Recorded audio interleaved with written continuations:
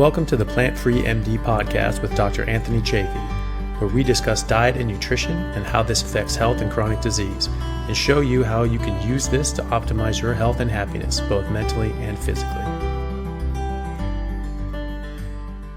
All right. Thank you, everybody, for joining me for another episode of the Plant-Free MD podcast. I'm your host, Dr. Anthony Chaffee, and today I have a special return guest, Dr. Nash Jocic, who is coming back to tell us about optimal training techniques for peak fitness and physique. Dr. Jocic, thank you so much for coming back.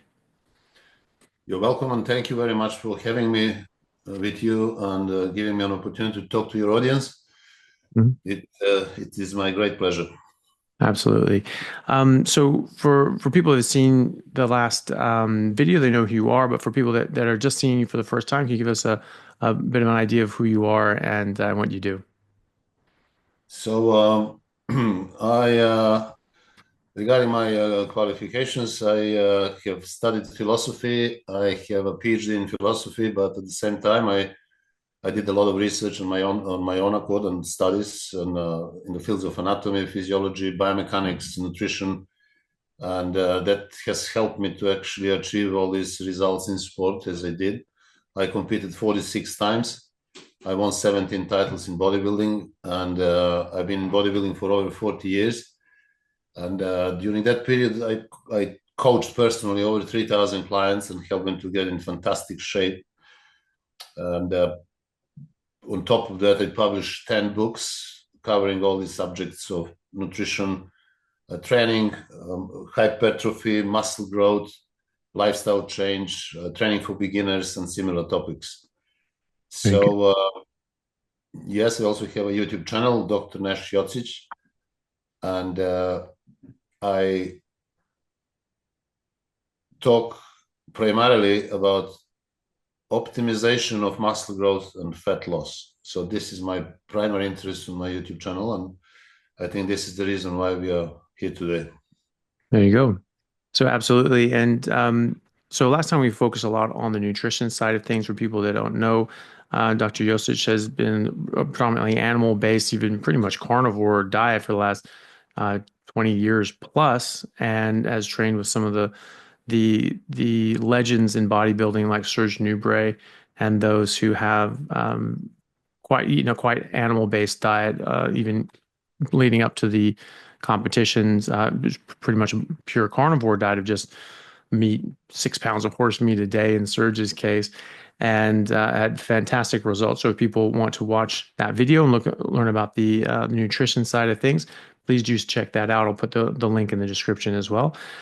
Today we're talking about the different training styles. There's so many different training styles, and people ask me this all the time because there's so many athletes that are coming to this, or people that want to become athletes, and they want to know what are the optimal training programs and regimens, especially for someone on a carnivore diet where you have really big recovery, you do have a great physiological return on your work.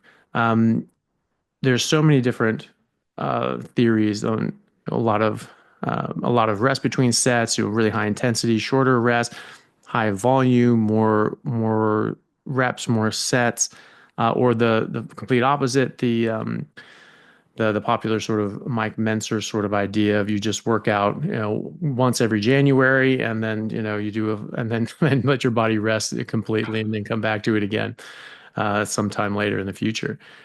What is your opinion on some of the best technique, sort of the broad strokes techniques on approaches to working out for optimal muscle growth hypertrophy? All right, it's a great question, very much debated and controversial.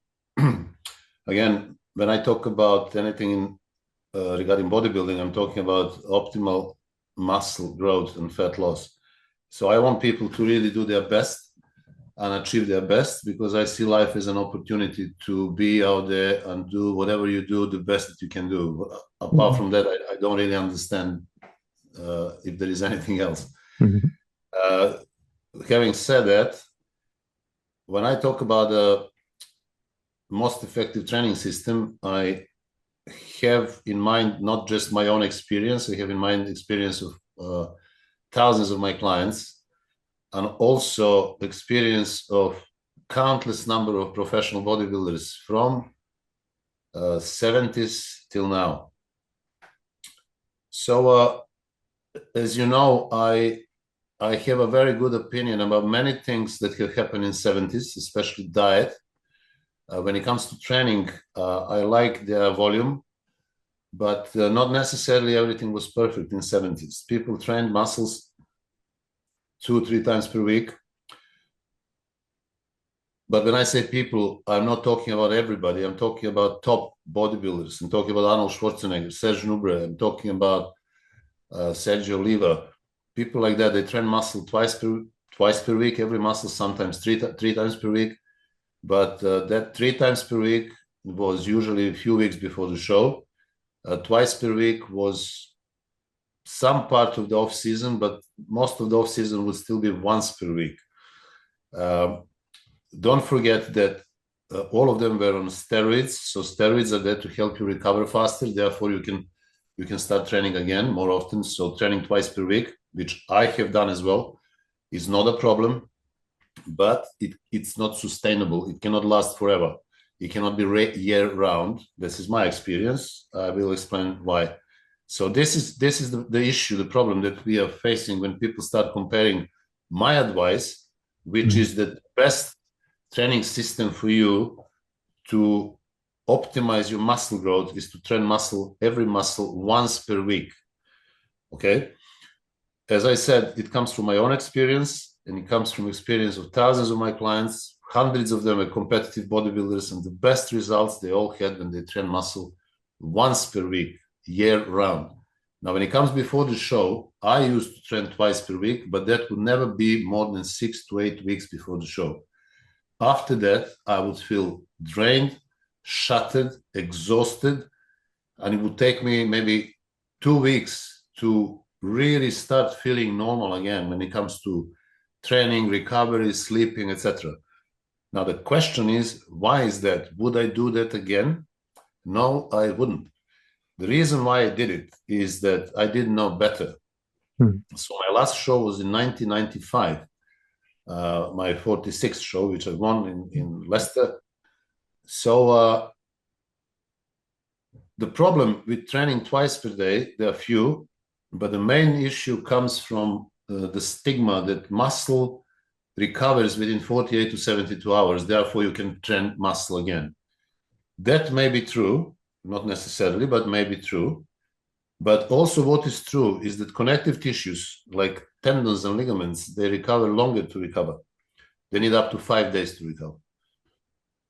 So these are facts. So when you're performing biceps curls, you're not only training biceps muscle, biceps brachii, you're also training all connective tissues involved in that movement, the whole unit of tissues. Now, if you train that muscle in 3 days' time, yes, muscle may have recovered, but tendons didn't. And this is, for example, what happened to you, what you mentioned in the previous video, when you had that shoulder or chest problem. Your connective tissue didn't recover. So if you don't recover your connective tissue, you should not be entering the same experience again and repeating the same training for the same muscle again. You need full recovery. Now, when you exercise the muscles, you break down tissue. So you have you enter the catabolic state, which lasts up to 3 days. Then that muscle recovers, but also you need to wait for connective tissue to recover another 2 days. Now, when it comes to supercompensation or remodeling, which is building new muscle, building extra tissue in order to survive next training, next stress easier, it will take another 2 days. So even if you train the muscle every 5 days, you will never enter that period of supercompensation. You need to allow that muscle to grow as well as to recover. The best example for that supercompensation are our blisters. We have blisters because the body supercompensates, builds more tissue there in order to survive gripping under resistance and fracture damage of this tissue, skin. So it builds more tissue. The same it does to the muscle. But now you need at least 7 days, sometimes even more. I'm not religious, so number 7 doesn't mean anything to me. Lucky number, no. But from the praxis, from the experience, we know that within 7 days, you have full muscle recovery, full connective tissue recovery of the particular muscle group, and also full supercompensation. These are physiological reasons for benefits of single workout per week. Now, there are a lot of so-called experts who are coming and say, oh, the studies have shown if you train muscle twice per week is much better, but you don't need to do, you're asking for too many sets. You're saying 20, 25, but if you do 10 each session, I mean, another nonsense, right? This is the same as saying to you, right, why would you have 6 eggs for breakfast? Why don't you have 3 and then have 3 in half an hour? It doesn't work like that. You need a full meal. You need a full training session. You can't cut the session in pieces, is arbitrary amount of sets in order to hit that muscle again and again. First of all, because if you do that right, you can't recover the muscle, you can't recover the tissues, you're not going to overcompensate, you don't do it. This is one reason. Another one, if you cut your number of sets to half, that training session is not going to be effective. So we're not talking about optimized muscle growth. We are talking about having some nice time in the gym, maybe socializing, doing a few photos for Instagram. Fantastic. You can train muscle every day. If you don't train it with full intensity, you can train it every day, not twice per week. Why not 3 times per week? You can train every muscle every day. People are doing that. People are coming and say, well, I'm training full body 4 or 5 times a week. Amazing. It's better than nothing. But show me your pictures. Oh, many experts, so-called experts, which are dominating YouTube, unfortunately, have never shown their pictures. You never seen their shape. Most of them are out of shape. Some of them are so skinny they cover their bodies, especially legs, all the time. And they are the ones who are actually teaching people about how to train legs. So show us your legs. I show my legs all the time, so I can talk about it. But no, they do this with training in track bottoms all the time. So basically, you can't just fulfill some fantastic concepts of new training system just in order to invent them. If you do muscle correctly, if you train exact number of sets that I'm recommending, a number of reps, and volume, there is no way that you're going to train that muscle again within 7 days. So many people that I've coached try that, and they're coming to the same conclusion. And they're growing, right? They're changing. You can see them on my website. I change people. So I'm just telling you for your best outcome, the training muscle once per week fully, meaning with high intensity, high volume, and enough reps, is fundamental for your muscle growth. Now we can talk about intensity, we can talk about time under tension, we can talk about mechanical tension. These are different subjects, but they're also necessary to understand in order to complete high-intensity workout, without which you will never grow any muscle. And if you don't train with high intensity, again, I will repeat, you can train every muscle 2-3 times per week, maybe even every day. So, but not much is going to happen. Mm. Yeah, well, that was sort of what I was wondering as well. I remember hearing that when in the 90s when I was growing up and hearing about this and saying that was sort of the thing, maybe just really go after a muscle group once a week, and people were getting much better results with that. But I think, but that was the question I had, but that's assuming that you're really going after it and really intensely hitting that muscle group. Is that correct? Absolutely. You know that I don't really agree with everything that happened in the 90s. As I mentioned in the previous video, especially diet and bubble guts and, the sections and mass monsters and all that.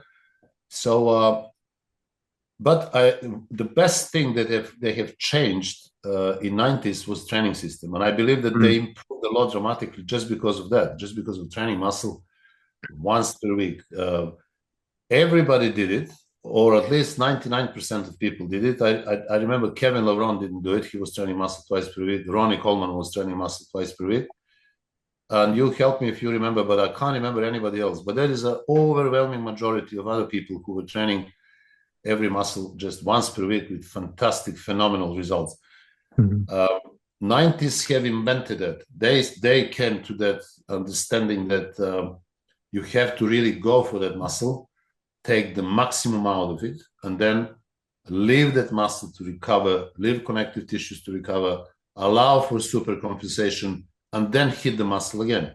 The best way to understand that you're doing right is when you're approaching your next, for example, chest session. So you've done chest on Monday, comes next Monday, and on Sunday, you cannot wait to go to the gym, and you are full of enthusiasm and optimism and motivation and focus, and you're literally getting pumped just driving to the gym. That means you're doing things right. Now, if you go to the gym to do chest again 3 days later, after you've done it, and you feel a bit tired and you're thinking about whatever else, and your chest is still a bit sore, but you have to do it. Hard work will pay. No hard work, right work, intelligent work. So this is not good. You're not in a good world. You shouldn't be doing anything because your chest didn't recover. Your nervous system didn't recover in that particular area. So you basically need to readjust yourself. You need to be happy to enter the gym. When I go to train anything, today I'm going to be doing legs.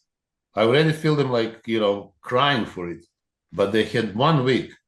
And when I hit them, they're going to be begging me for rest for all 7 days. There is no way I can do legs today, on Tuesday, and then again on Friday. Forget about it. I mean, that will be, I would feel it immediately in my tendons and my connective tissues, in my joints, everywhere. So you don't do it.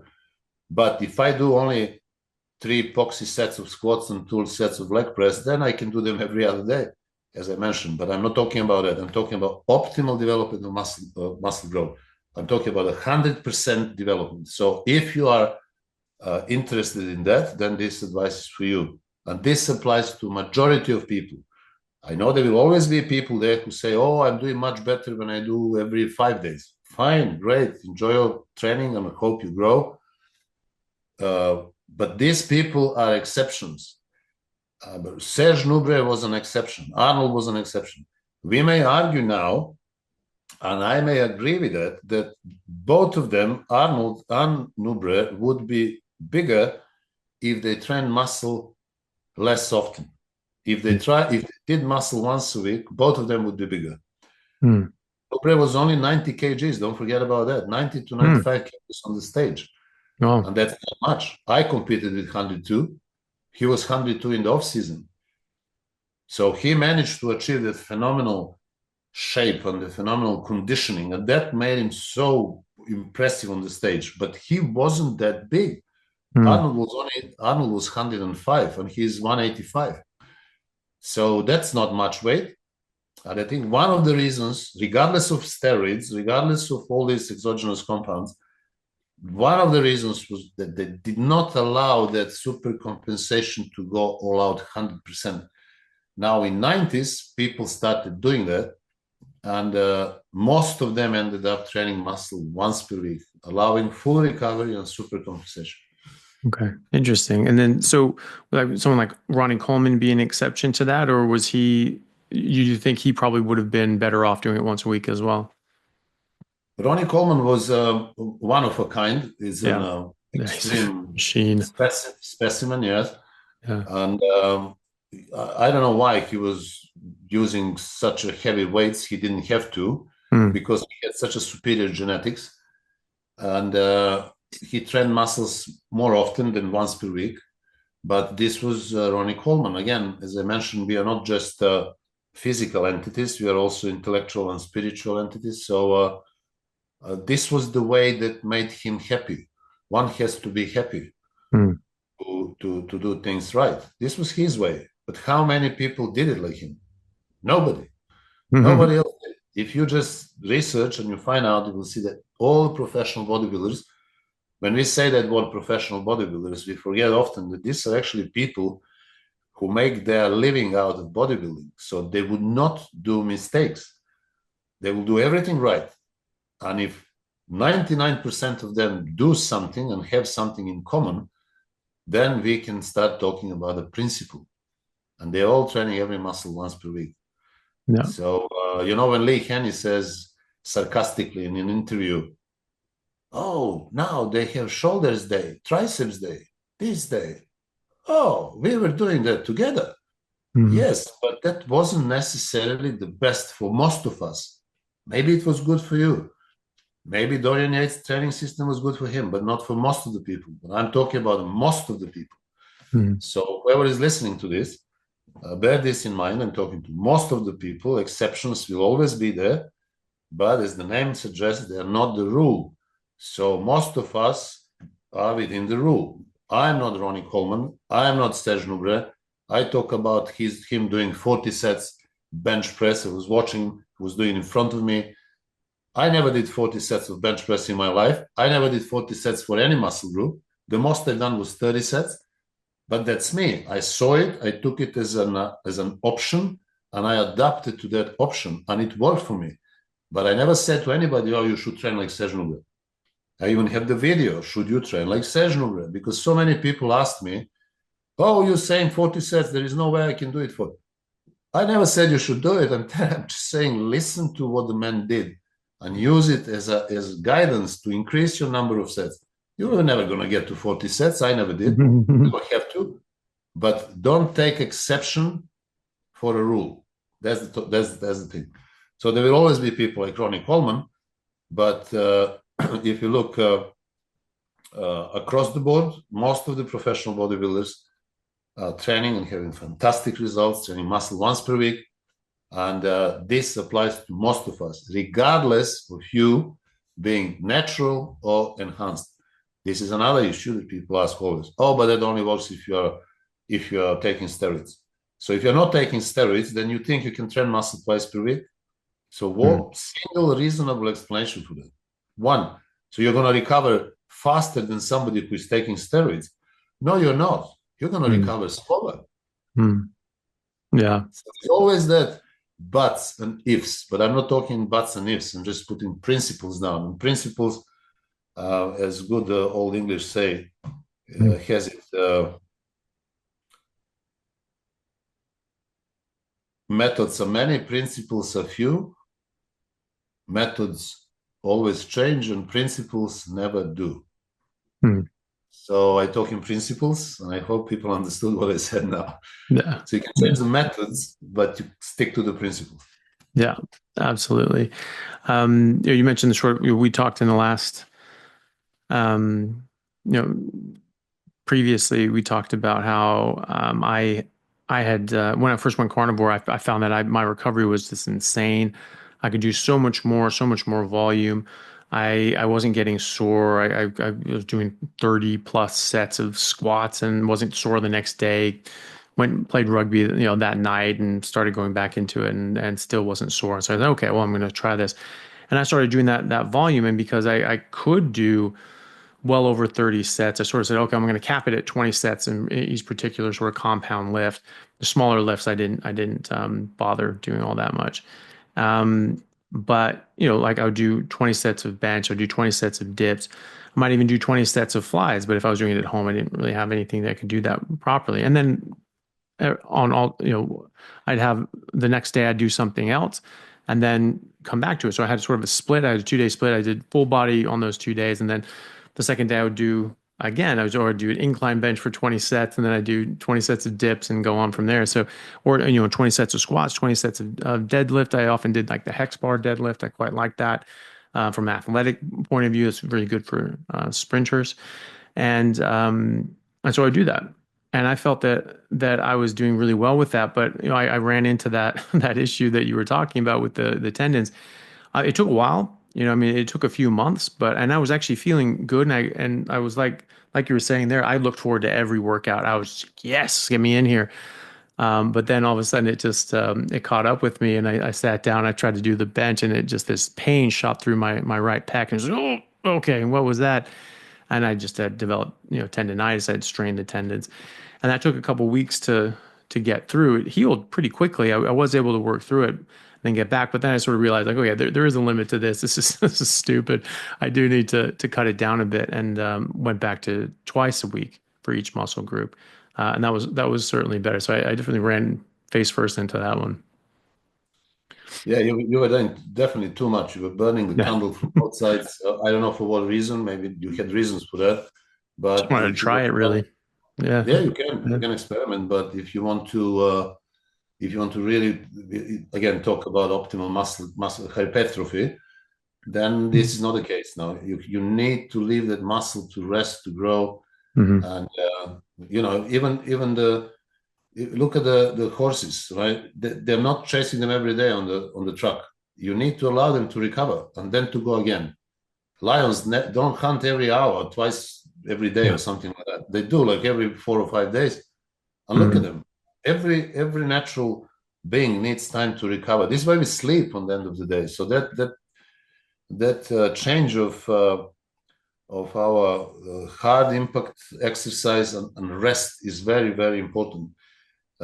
Most of the people try to do that, to train more often in order to stay in shape, thinking, oh, if I don't train like this, I'm going to get fat. Well, you're not going to get fat if you don't eat carbohydrates, and if you are, on a high protein, medium fat diet, you will never get fat. You're always going to be lean. Now, if you want to Mm-hmm. grow, you need to be intelligent enough to do just enough and then let it rest and let it grow, because super compensation doesn't happen physiologically before recovery is finished.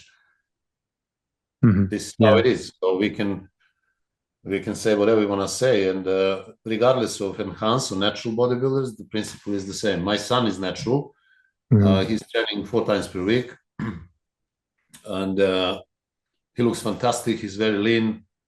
Um, I I will send you some photos of him as well, so you can see. People always saying, "Oh, but this is not for natural bodybuilders." I'm actually preparing the videos with him on natural bodybuilding, but the principles, they don't change. If you're natural and if you're training right, and I will explain what I think is right, you you may need even more time to recover than enhanced bodybuilding. Mm-hmm. So why are enhanced bodybuilders resting 7 days for every muscle group? Are they stupid? No, they're not. They look how they look, and they still need 7 days. So you're natural now, and you want to train muscle twice per week because you want to make that muscle grow within a couple of months. If you're natural, it's going to go much slower. It's much better, much healthier. You should be proud of your results. You should be really feeling great about every single pound of muscle that you have achieved naturally. But you need to understand it will take longer. It will require more patience and also more knowledge. And when it comes to recovery, training muscle with a high level of intensity, we will require at least 1 week for that muscle to recover. And you can try and you can train twice per week, but you will never change. Send me your pictures now and in a year or two, Mm-hmm. and I guarantee you're going to be the same. Mm-hmm. People are staying the same. Mm-hmm.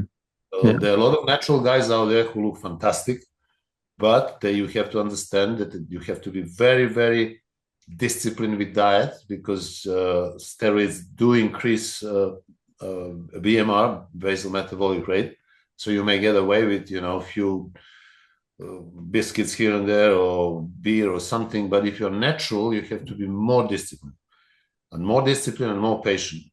Your results will be slower, but they will be permanent, and you can continue for the rest of your life to enjoy bodybuilding and stay in fantastic shape. You don't have to take any steroids.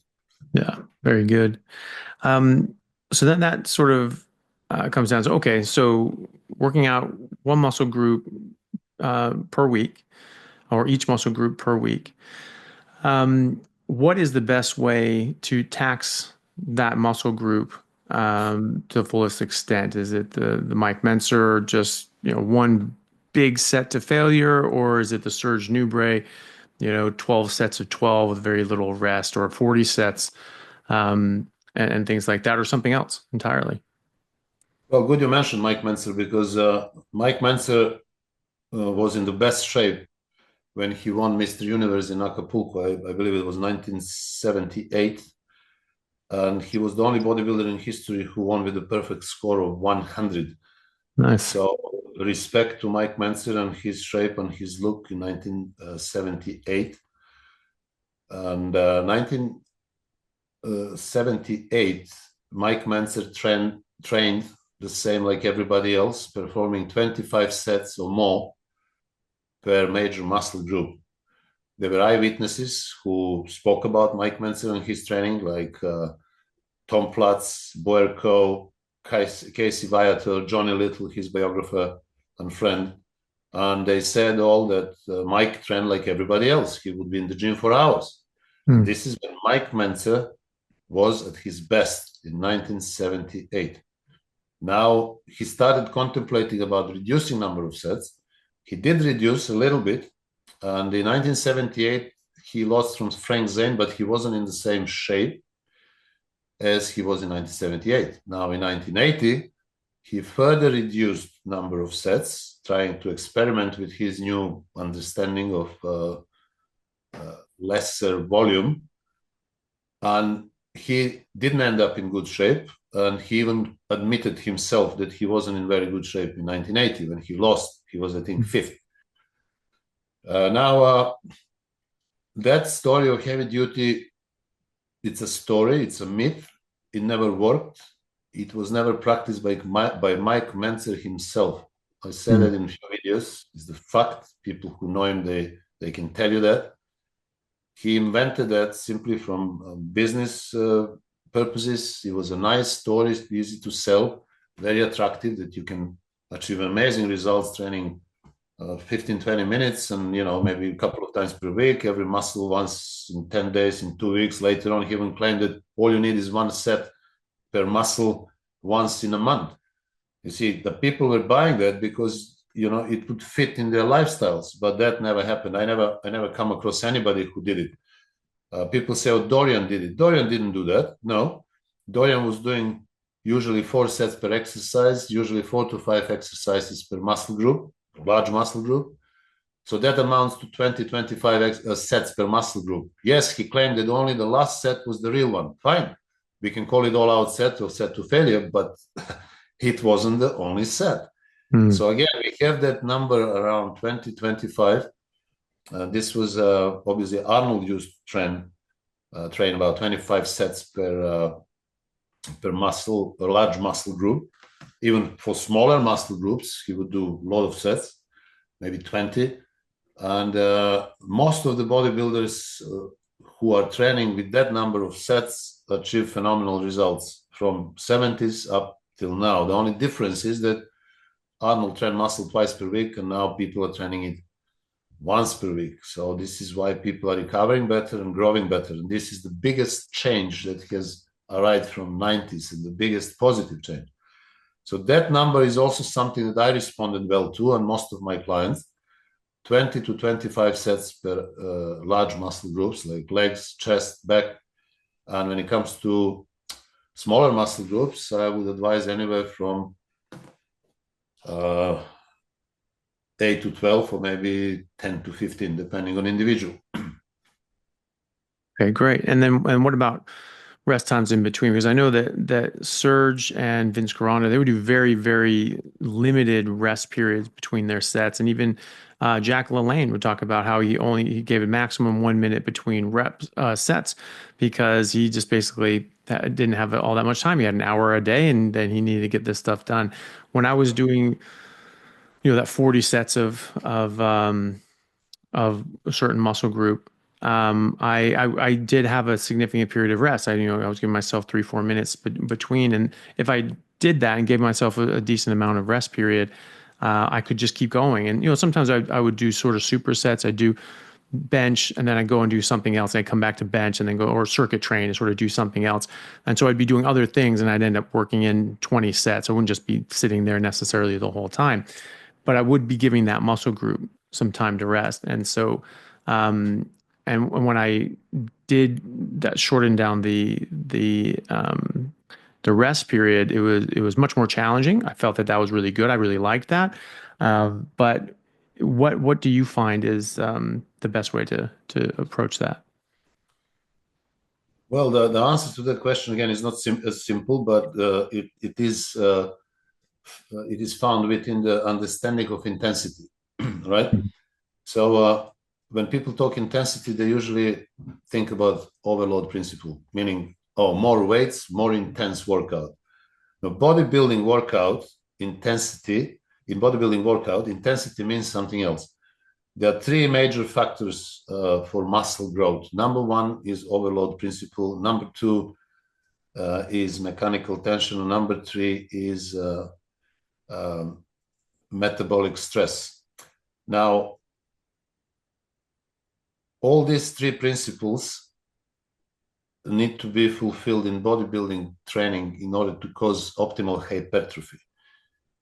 Overload principle is understood, again, wrongly, because muscle becomes the means and the weight becomes the end. Therefore, people are using muscles in order to lift heavier. It should be all the way around.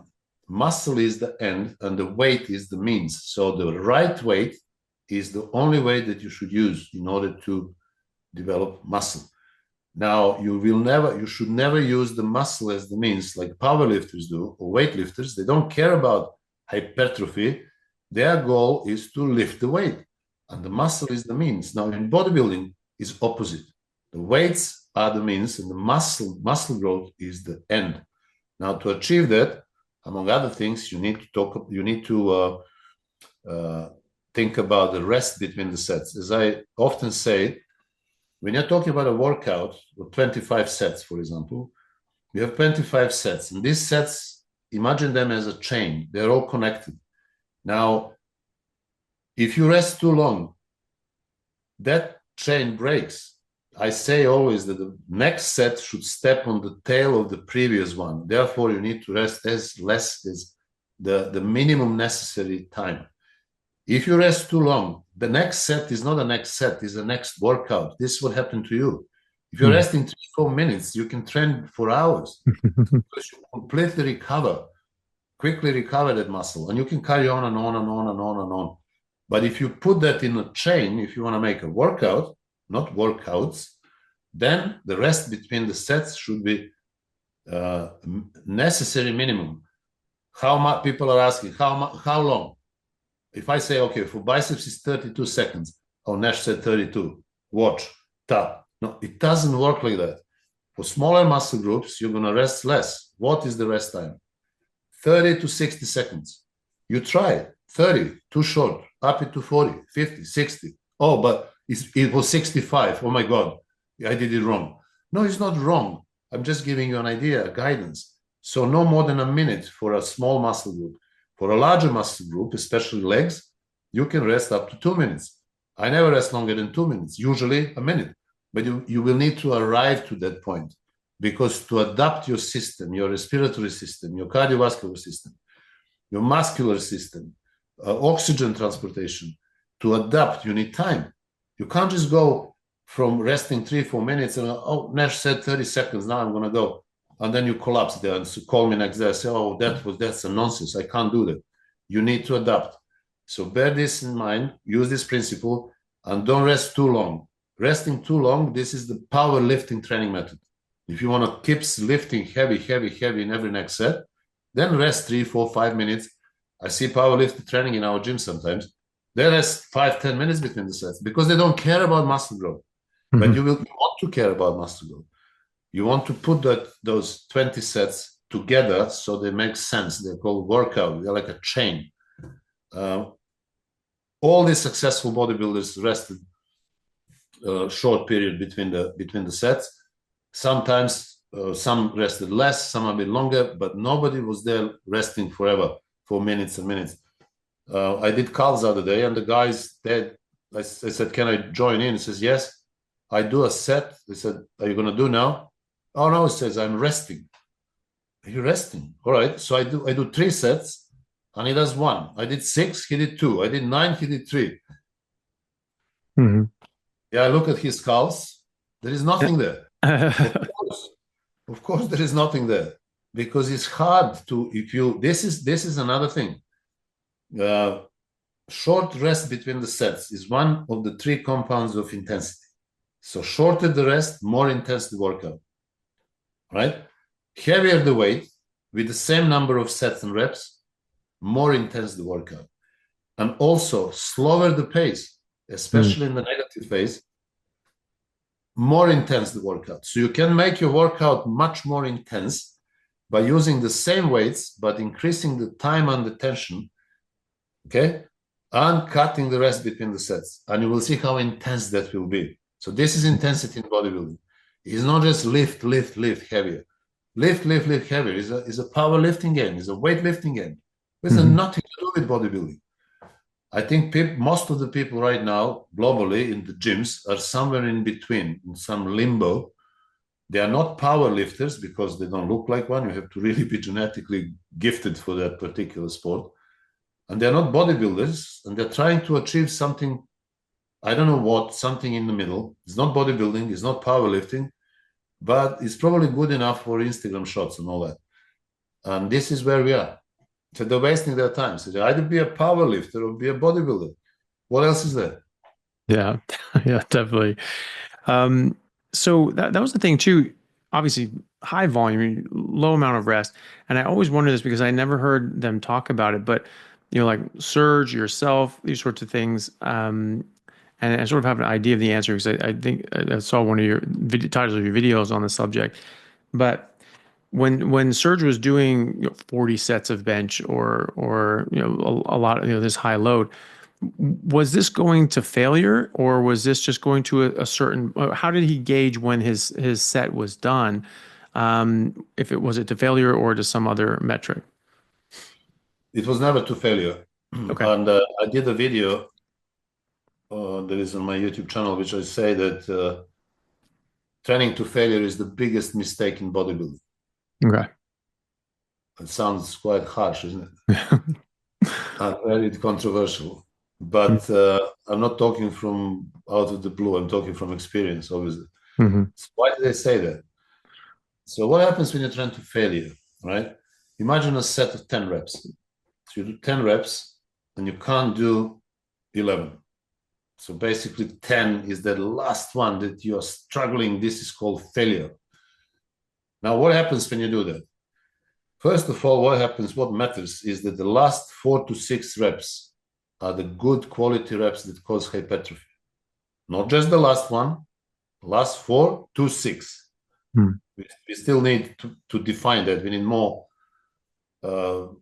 cyber precision science to discover, is it 4 or is it 6? But at the moment, the consensus is 4 to 6, last 4 to 6. So let's say you do 12 reps. The last rep is 12. This is failure.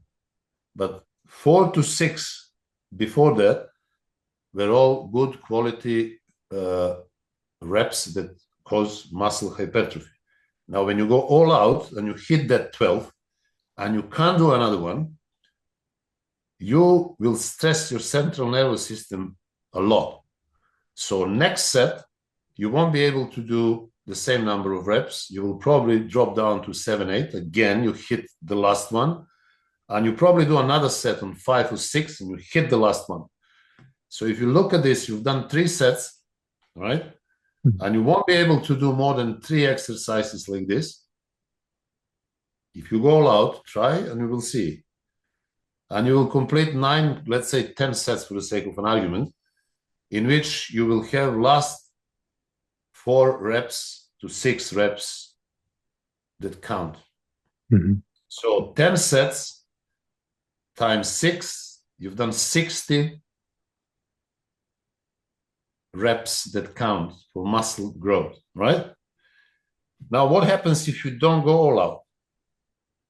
If you don't go to that last 12, maybe you stop on 10. Still, the last 4 to 6 reps will be counted as productive reps. But the difference is that you can do more sets because you didn't kill your central nervous system. So you did more sets. You can do 20 sets. When you multiply 20 by 6 or by 4 or by 5, take that one out of 20, so minus 20, you will end up with 100 productive reps comparing to 60 productive reps. The other benefit of not going to failure is that your central nervous system is fine. You didn't burn out. Okay? So you have completed more quality reps. This is the benefit of doing more sets. If you do 25 sets, even better. If you do 30, even better. So more quality reps for muscle growth rather than less. And the plus benefit, the bonus, your central nervous system is fine. You walk outside the gym, you feel great. Your muscle is dead, but you are alive. If you go to failure, you will be dead and your muscles won't be dead. And this is the big difference. You've seen people finishing back or legs or chest or whatever, and they're walking like coming from the war or something, hardly walking. So why? Because you have drained your nervous system, central nervous system. You've done something which is not good for you. It will take ages for that to recover. So every next session is going to be junk volume. And this is where this all out, going to failure people end up most of the time. So this is why Surge Nubret never did to failure. Jay Cutler, for example, another very clever bodybuilder, modern bodybuilder, never went to failure. Look Jay now. Jay looks fantastic. Jay looks in shape. He's big. He was always volume trainer, and he never went to failure. What an amazing discovery. No, it's not. Arnold never went to failure. Surge Nubret never went to failure. Sergio Oliva, one of the biggest ever, never went to failure. Yeah, And interesting. countless of number of people, other people, whoever was training with high number of sets, never went to failure. So what happened to these guys? What happened to Robbie Robinson? Look at him. He's almost 80 now. Looks amazing. Still training the same. Albert Beckles, the same. Lee Haney, the same. All these people who did volume, they are still out there, still alive, no broken, torn tendons, ligaments, not in the wheelchair. I mean, the message is too loud. Do not go to failure. It's too much and it's not necessary. It's just trying to show off in the gym, screaming, falling on the ground, showing on theater that you are some sufferer, somebody who has done so. Nobody cares about it. It's just ridiculous. Who cares what you've done? Who cares about your squats or deadlifts? Nobody cares. You're just making yourself stupid. And this is what people do everywhere, all the time. And look at them. And then look at all these legends, which are usually on the walls, not these people who are screaming on the floor. And all these legends, they never did this.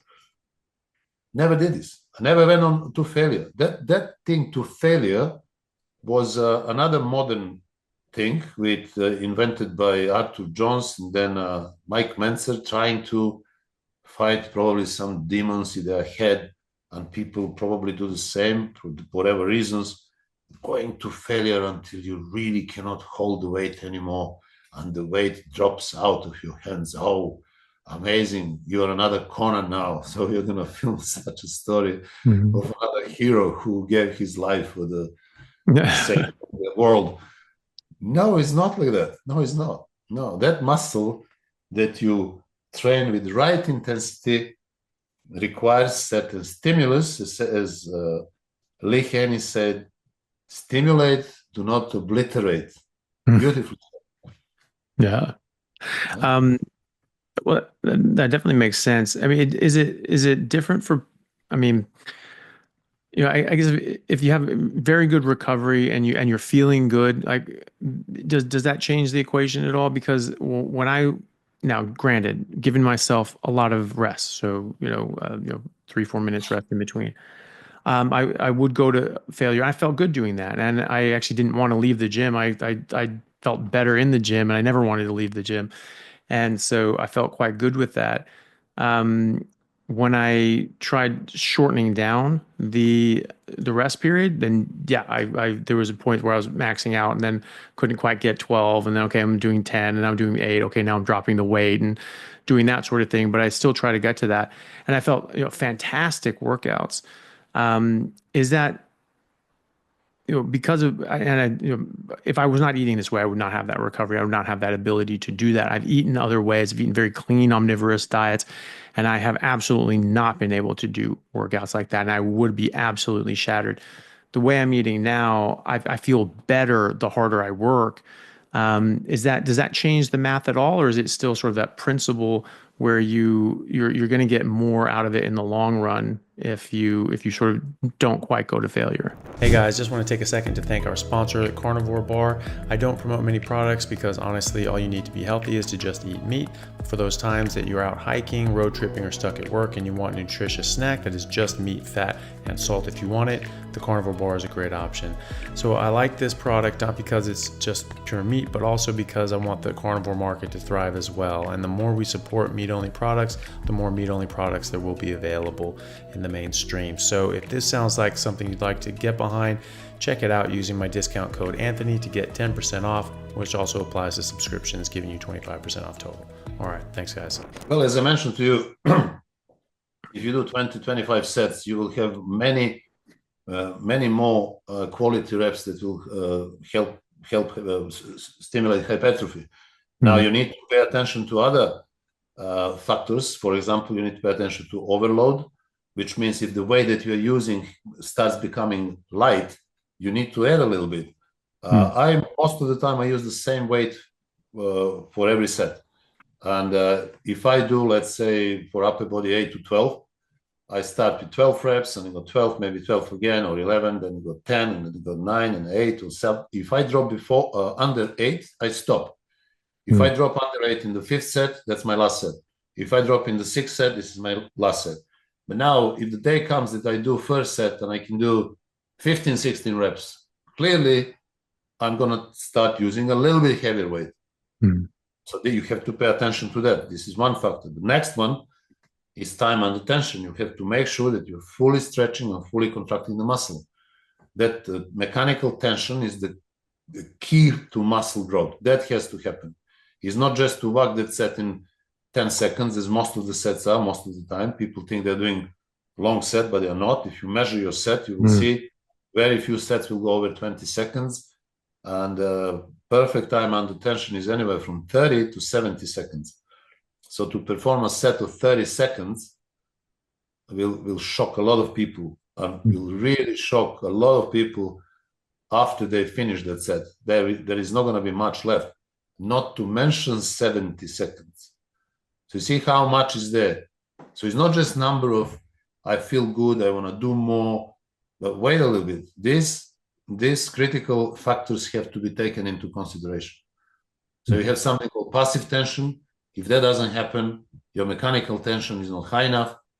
Then you have something like a combination of multi-joint and isolating exercises, which is absolutely necessary for many reasons.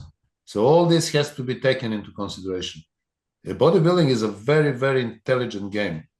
You know, you said, if I feel better, should I do more? I mean, look, you're an MD, right?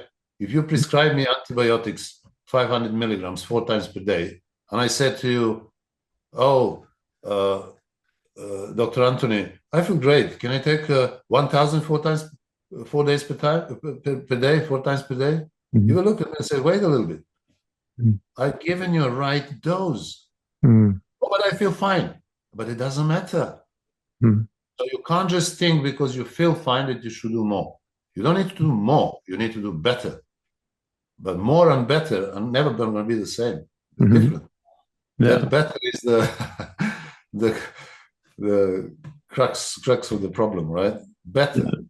So there are a lot of factors there. Time under tension, mechanical tension, rest between the sets, volume, speed, right? Mind-muscle connection. People say to me, what is mind-muscle connection? I don't know about your mind and your connection. I know about mine. You need to feel the muscle. Did you feel the muscle? And then they say, I think I felt it. No, you didn't. You can't think about feeling. Thinking and feelings are two different things. They don't work together. You know, when you burn yourself on the fire, you don't go, I think I burned myself. No, you just jump like that and you say, So if you didn't feel that muscle, you're not doing it properly. You're doing too much weight, too fast. You're not going slowly down. And you're just moving that mechanically. Maybe that has happened to you. This is why you can do so many sets. Plus rest between the sets. You can do whatever you want. I mean, it's great. It can be a great fun. But we're talking business here, aren't we? Yeah, exactly. Well, If you want to Yeah. grow muscle, I'm giving you principles from which you will definitely benefit Hmm. because they're fundamental principles of muscle growth, proven from 1960s to now in the real biggest experiment ever did, in the real practice, in real world. Yeah. They all did it and it works. Yeah. I'm really interested to try all these sorts of things as well because yeah, it's exciting for me. So how do you tell? How do you tell when you're done with your set then? What is that point? Because obviously it's easy to tell someone, okay, well, you go to failure, we know where that is. You just get to a point you can't move the weight anymore. So where do you go instead? How do you know when to stop? How do you know when your set's done? Well, again, it's very difficult to say that because there are some attempts I come across. People are saying, oh, you go all out, you measure your weight, you measure your number of sets, the reps, and then you do the equation, you calculate what it will be 3 reps. Just forget about it. It's just ridiculous. So Yeah. let's say you do biceps curls, you use whatever, 35 kgs, and you do 10, 11, 12 reps, and you attempt to do the next one, and you cannot do it. That was all out set. Now you have to develop that feeling when you are really going, you felt you've done a lot, you've done enough. And now you know that if I do another rep, that's going to be the last one. I don't have to do it. That will allow you to do more sets doing barbell curls. If you do all out set, I've done it so many times. You do all out set, you do 12, 13 reps, really all out to failure. You rest 30, 40 seconds. The next set, you will probably about 7, 8 reps. It will be hard to do the third set. So you're going to end up doing 2 sets for biceps curls. You go do machine curls, the same principle. You're going to end up doing another 2. And do hammer curls, the same principle. You're going to end up with 6 sets, and that's it. End of story. And you're going to feel great. And you're going to feel dead, right? And you're going to be exhausted. Now, the thing is, you can also do different type of workouts, maybe not going to failure, but doing 5 sets of biceps curls and 5 sets of squat curls and 5 sets of hammer curls. And you're going to end up with 15 sets. But your central nervous system will be fine, but your arms will explode. So not only from mechanical tension, but also from metabolic stress, because there are different factors that cause muscle growth.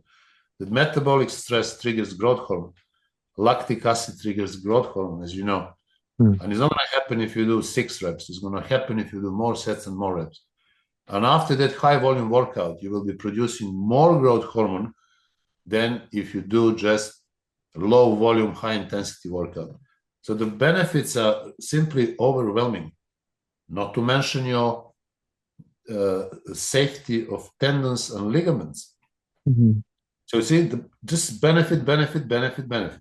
So too many pros, hardly any con. When you do it very high intensity, also risk of injuries. Training to failure has made people torn their muscles. Mm. Top bodybuilders have torn their muscles. Biceps, triceps, quads, chest, you name it, it has happened. Look, Ronnie Coleman. Can you believe that? He's now the pinnacle of his life, basically, when he's finally making big money, and the man is living in a wheelchair. Why? Mm. Was it necessary? But not at all. Not at all. This is so transparent. He didn't have to do it. So basically, the risk of injuries is another big con against going to failure. Okay. Big one. Yeah, that makes sense. And okay, so basically you get the feeling, yeah, and you know, having lifted for a long time, I know that feeling. I know when I get to the point where I'm pushing one out and I was like, I could squeeze out one more, and you know, so I squeeze that up. And if I'm not working with a spotter, then I have to know my limit because obviously I don't want to drop the weight on my neck. And so okay, so I go up and okay, that's my last one. I can squeeze that out, and I know I can't do another one because I will fail on that one. Is that failure, or would the next set be failure? Should I stop one before that? What do you think? You definitely have to stop before that because when you do that last one, especially with that force reps, which are very popular, you Hmm. have to understand that every force rep is actually a junk volume. And not Hmm. just junk volume, but extremely risky repetition. First of all, when your partner moves that weight, you didn't lift that weight. Yeah. Half of that weight is lifted by him. Second, your form is never going to be as good as in the good quality previous reps.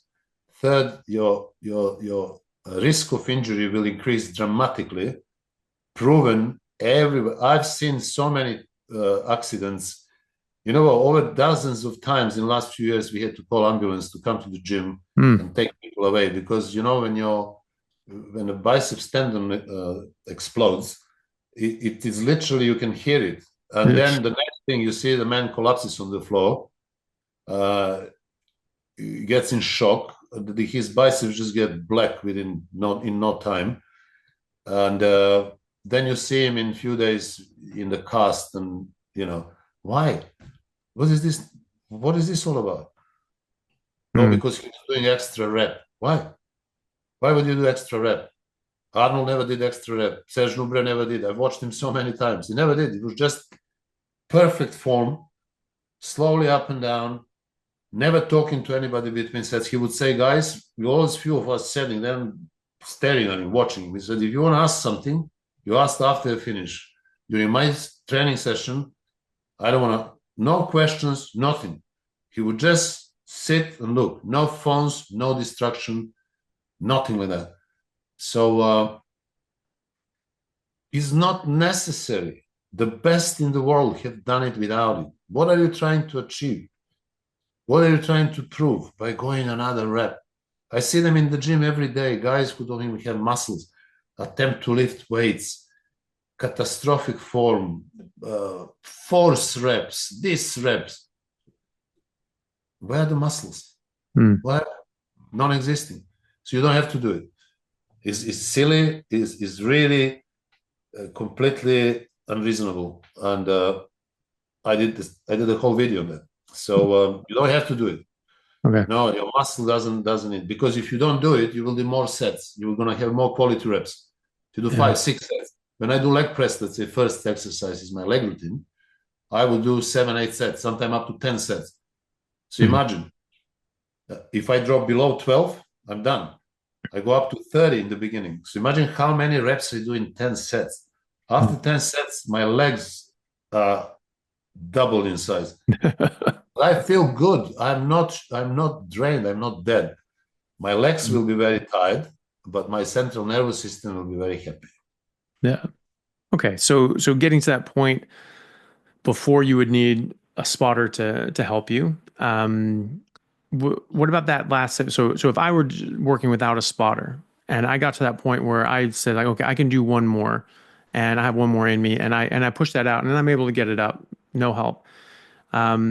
Obviously not trying past that. Is that what I'm aiming for or not even that far?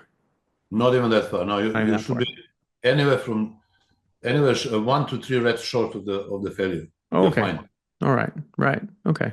Because you will compensate with extra set or sets. Right. You understand? Yeah. And the number of quality reps, which is between 4 and 6, will multiply exponentially as you go higher number of sets. This is why whenever people increase number of sets, drop the weight, they come after a couple of weeks and says, oh my God, Nash, look at my arms. Oh, really? What happened? Well, I started doing more sets, as you said. The weights dropped. So who cares about the weights? You think if Michelangelo had a bigger chisel and a hammer, he would do better, David? No, it doesn't work like that. These are your tools. It's how you use your tools. Oh, light and heavy. So the world is now split between I can bench 4 plates or I can only bench 1. Really? Who cares? Let me see the final product. Let me see the David. David is the key. Moses as well. See, Michelangelo did it with certain tools. If they were bigger, they wouldn't be better statues, right? So we need to distinguish the difference between means and ends. But for some reason, in a bodybuilding world, lifting has still remained to be the divine possibility and achievement, lifting. But bodybuilding is more about lowering. Weightlifting and power lifting, in the name it says, is lifting. But in bodybuilding, It's Hmm. more about lowering Hmm. because of that passive tension. You know, this is very important. Mechanical tension is the key to muscle growth. Your muscle will never grow. Now, during concentric contraction, this is called active tension. When you're lowering during eccentric, you have passive tension. Now, guess which tension contributes more to muscle growth? Yeah. Passive tension contributes, yeah, Mm. between 60 and 70% to muscle growth, while active tension contributes 30 to 40%. So here Mhm. we go now. The choice is Mhm. out Yeah. there. Yeah. I guess that, Listen, yeah, I guess that's the thing too. And of course we're talking specifically about hypertrophy. And that makes perfect sense. And that's something that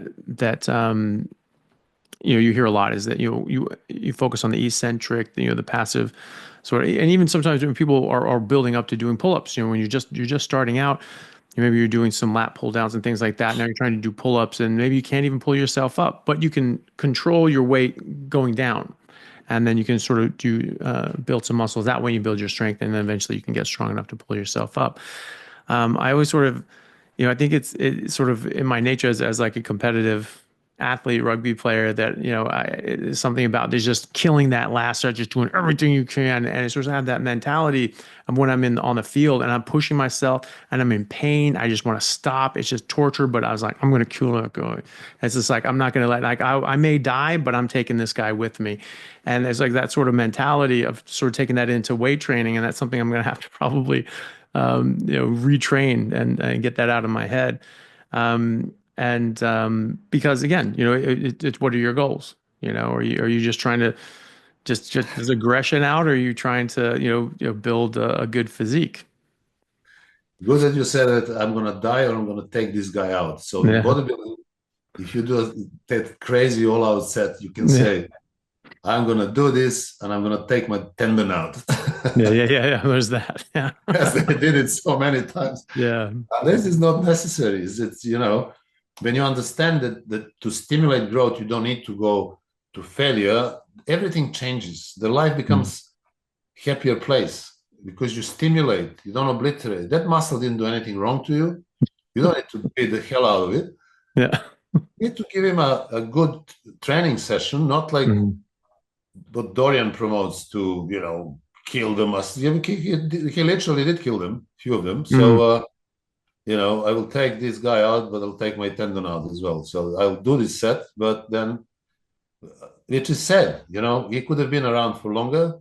He will be much better shape now and health Mhm. and everything because this is serious injuries. You know Yeah, how big those injuries are.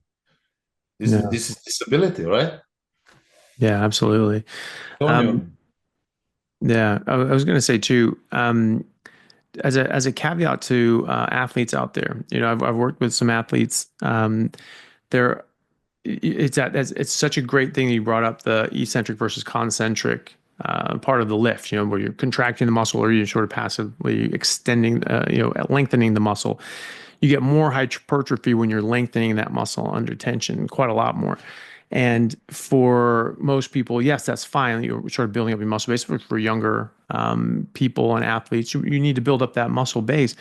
But then sometimes for like things like sprinters or you're trying to work on your speed, if you build up a lot of that muscle, then there's this strength to weight ratio as well. And that can actually slow you down on the field. So there's this idea of, especially I mentioned the hex bar deadlift. That was something that was a top trainer for the NFL. Basically, all the top prospects going into the NFL combine, he would train them for about 8 weeks and he would get these guys faster. You drop like half a second off their 40 time. And he said they have a lot of plyometric work and all these different sorts of things, but really like 95% of it was using the hex bar deadlift on just the concentric, and then you drop it. And then you just lift and drop and lift and drop. And that built up strength, but not bulk. And so it kept their weight down, but their strength up. And so that strength to weight ratio increased and they would get faster. And so if you understand the physiology, if you understand how the body works and the muscle systems work and how you can get the end result that you want, there's so much there that you can do as an athlete if you're trying to build hypertrophy, if you're trying to build a structured, picturesque physique. Then this is the way. There's the way to do that. If you want to have more changes in sort of specific athletic competition, there are different ways of training for that as well. But it's understanding the principles, like you said, understanding how the body works, how the physiology works, and then you can not necessarily manipulate, but you can modify workouts to fit exactly what your end goal is. And I think that's really important, is understanding how your body works so that you can get out of it what you want. Exactly. Absolutely. Yeah. I mean, the reason why that passive tension is so important is that during concentric contraction, you use muscle filaments, actin and myosin. Mhm. So these are contractive filaments. They contract the muscle, but the biggest proteins in the body are actually titans. Titans are only stimulated when the muscle is fully stretched under resistance. And this is why the eccentric or contraction or passive tension actually contribute to more hypertrophy than just contracting it without triggering the growth of titans. So it's very simple once you understand these things. It's not complicated. It's just to apply in the practice. And funny enough, the best methods that I have mentioned and the best fundamentals of intensity are at the same time the safest. So they not just contribute to more muscle growth, they contribute to more safety and also longevity. So you can carry on training for the rest of your life with fantastic results. I have a client who is almost 80 years old and he's one of the best looking guys in the gym. Mhm. I will send you his pictures to you. You won't believe it. Yeah. But as I said, it's not just I will take this set and give my Mhm. tendon out. That's a good phrase. Yeah. Yeah. Very good. It's your invention actually. I just build up on it. Yeah. Yeah. No, it's not like Um, that. Yeah. yeah. So okay, let's say you're doing one muscle group a week. Short reps or short rest periods, lots of reps, not quite going to failure, doing a lot of sets. Um, how do you split that up over the week? I mean, what sort of muscle groups are you trying to pair chest with triceps because you sort of work similar sort of muscle groups as you're doing a bench press or chest? You tend to use that, or how would you split that up with the smaller muscle groups as well? Well, there are mm, two training splits that I advocate and I Mhm. advise people. Is 4-day training split and 5-day training split. So 4-day training split will be for intermediates, let's say advanced but not very advanced, right? And Mhm. the 4-day split is and also for most of the naturals as well.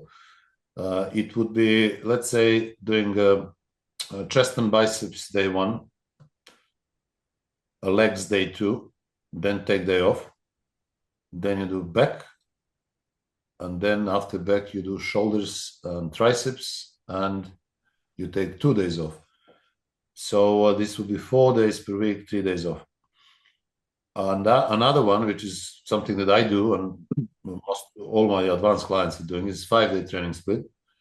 So day one is chest and abs. Day two is legs.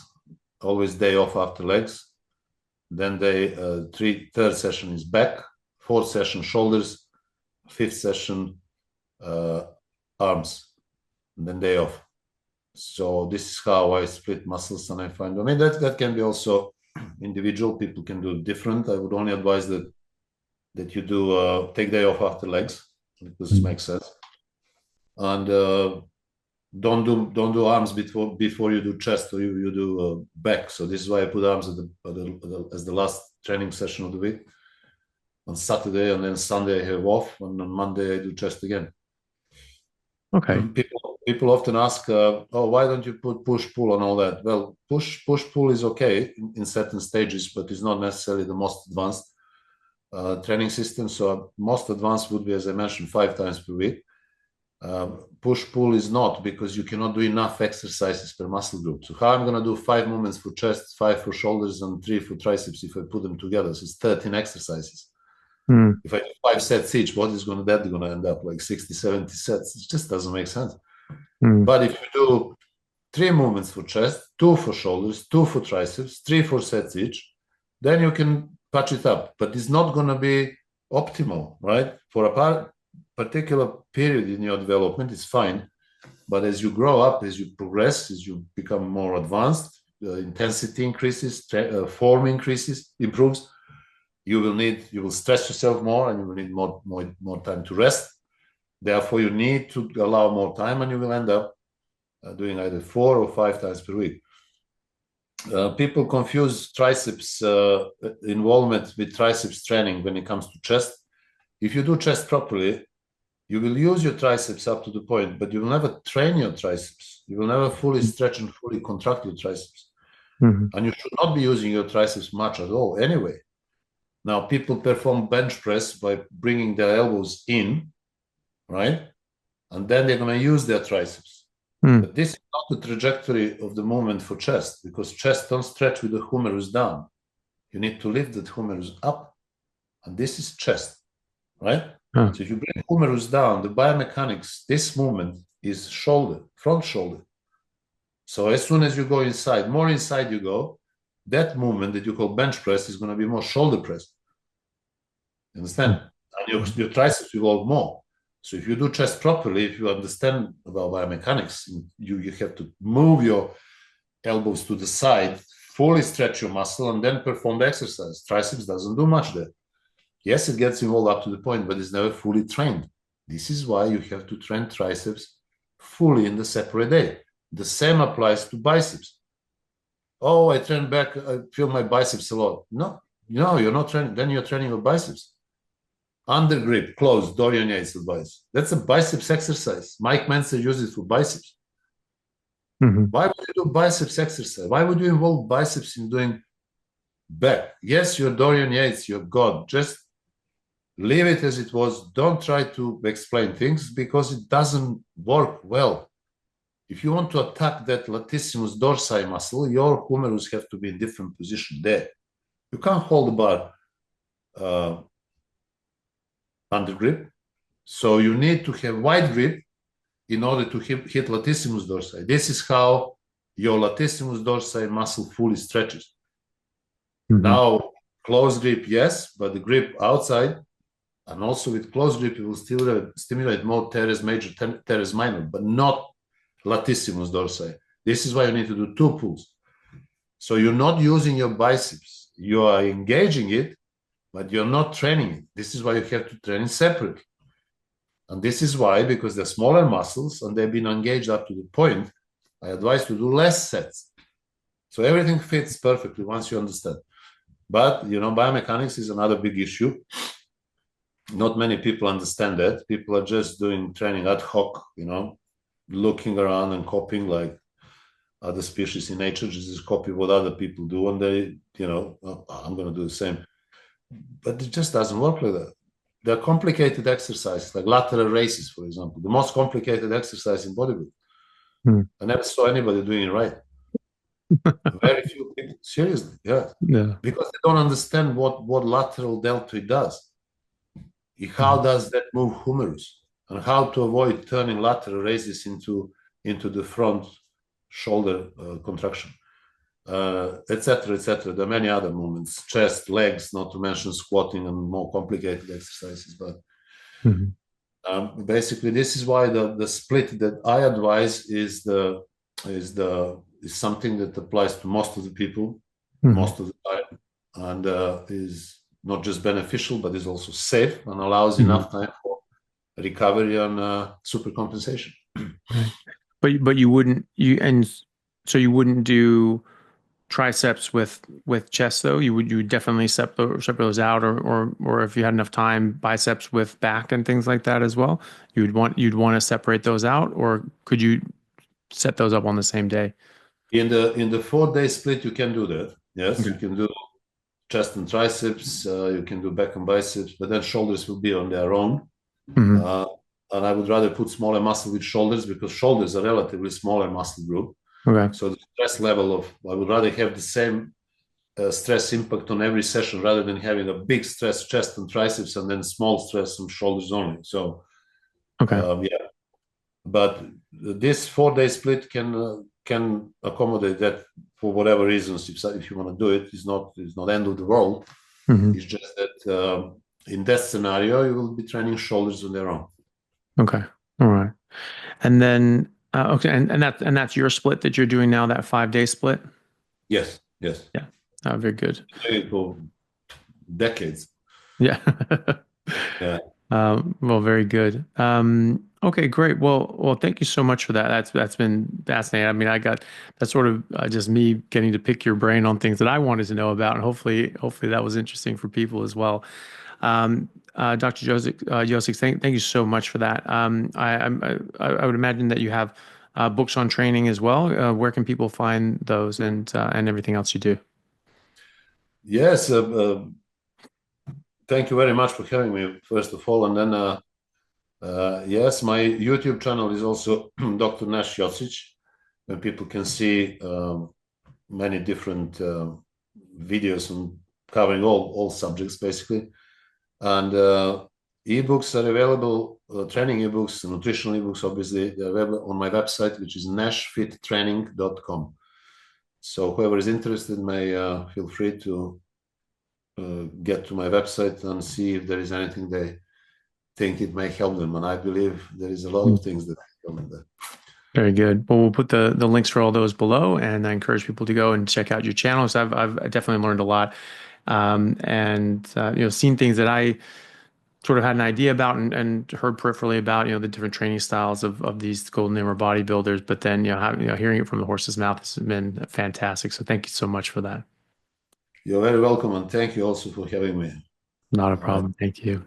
All right. Thank you, everybody. Hope you enjoyed that. Please do hit the like and subscribe if you haven't. Leave a comment and share this with anybody who wants to get in the best shape that they can. Thanks a lot, everyone. See you next time. Hey guys, thank you very much for taking the time out to listen to what I had to say. If you like it, then please like and subscribe to my YouTube channel and podcast. And if you're on YouTube, then please hit that little bell and subscribe, and that'll let you know anytime I have a new video out, which should be every week, if not more. And if you could share this with your friends, that would help me get the word out and let me know that you like what I'm doing. Thanks again, guys.